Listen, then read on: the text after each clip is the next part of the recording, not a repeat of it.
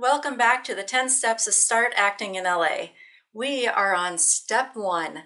Hi, I'm Melissa Schumacher, founder of theconfidentactor.com and working actor in Los Angeles. All right, Step 1, current headshots. First and foremost, your headshots must look like you. We don't want a 5-year-old headshot. That's not going to do you any good. Even if it gets you called in the room, it might get you put on the list to never call back. So, first of all, what makes a great headshot? Well, they have to pop. What does that mean? In short, it means that you are in sharp focus while the background is blurred behind you. Whether you choose to shoot with a photographer that shoots with a real background or with just a backdrop, either way is fine. There's so many opinions out there. It's really, there's no truly right or wrong answer with your choice there, as long as you are in sharp focus. So one way to tell that you are in sharp focus is by looking into the eyes. And if you can see the reflection of the photographer back, then you know you're focused. That's one little cheating way to do it. I'm not a photographer. All those technical things kind of are over my head, but that's one thing that helps me to see what I'm looking for. All right, next thing, another thing I should mention about that, you don't want any crazy backgrounds. You don't want a whole bunch of trees in the background, or, of course, if you have like a kids playing behind you or something, kind of goes without saying, but I just wanted to mention it. You are the subject of the photo, not anything that is in the background. Very important. All right, next, we're talking about different looks. So a lot of times you're told that you need 6 or 7 different looks. You don't need that many looks. It's a waste of your money, especially when you're first starting out and first figuring out where you belong in LA. So here are the looks that I suggest. They will help you commercially and theatrically. And when I say theatrically, I'm talking about film and television, just to be clear. So first and foremost, have an upscale look, unless of course your type is, if you're simply a biker or, a lower class kind of character and that's all you do, you choose. You don't have to necessarily do it, but that would be my suggestion. Have an upscale look.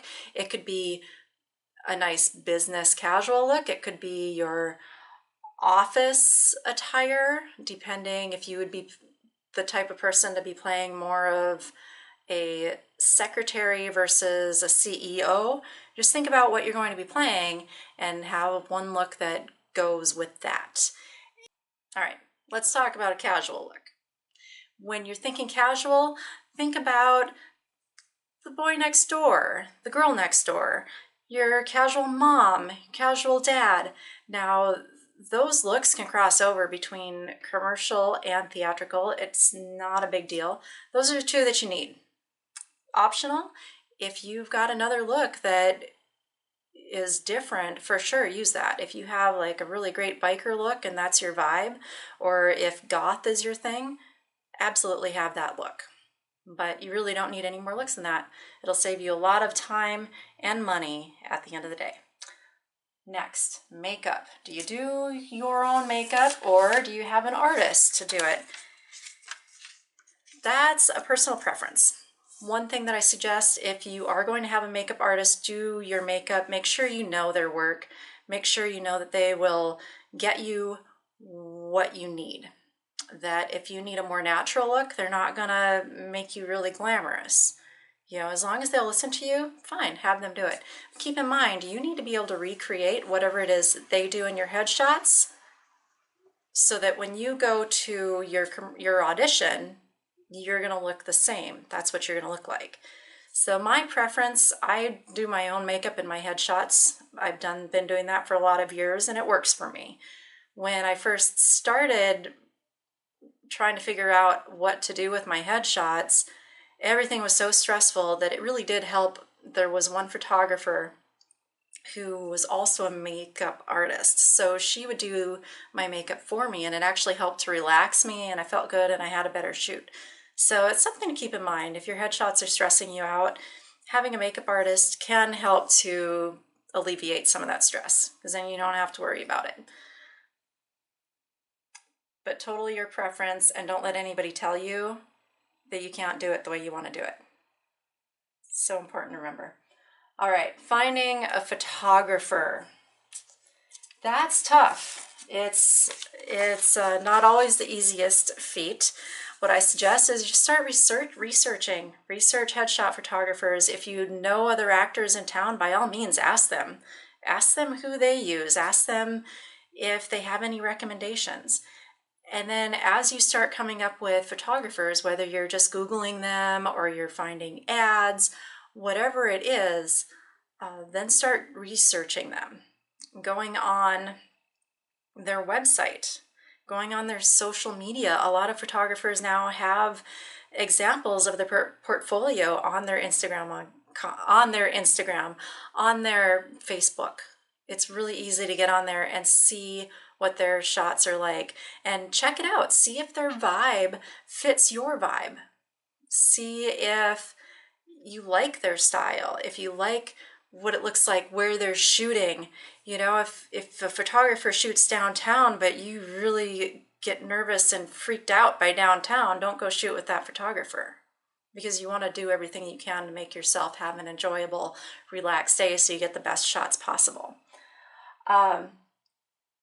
Make sure that their shots are high quality. Talking about focus, that's one big thing you can look and see. Are their subjects in focus? Sometimes they're not. You'd be surprised. Keep an eye out for it. If you talk to them, you can get a feel for their personality, and if your personalities are going to do well together. It's all about creating, and you need to be as comfortable as possible. And also looking at doing natural headshots versus glamorous headshots. Right now, natural is in. That's what I would suggest. That being said, there's always an exception to the rule. If you happen to be a beauty queen and you are always glamorous looking, and that's what you're selling, that's your brand, then you can be a little more glamorous. I wouldn't go total glam, but you get what I'm saying. It's just make sure that it matches who you are.